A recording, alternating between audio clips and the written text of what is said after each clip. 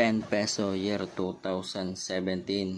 Semi hard to find mga coin collector. 10 peso year 2013. Semi hard to find mga coin collector. Yan po ang pili kong bili sa inyo mga coin collector. Kung meron po kayo mga ganito, inuulit ko po, ito po ay bibilin ko sa inyo basta't may kasamang hard to find coin. Kagaya po ng year 2007 at year 2009. Yun po ang hard to find sa 10 peso. Ito po, 25 centimo year 2019. Basta po may kasamang hard to find coin na year 2017. Yun po ang hard to find coin dito sa 25 centimo.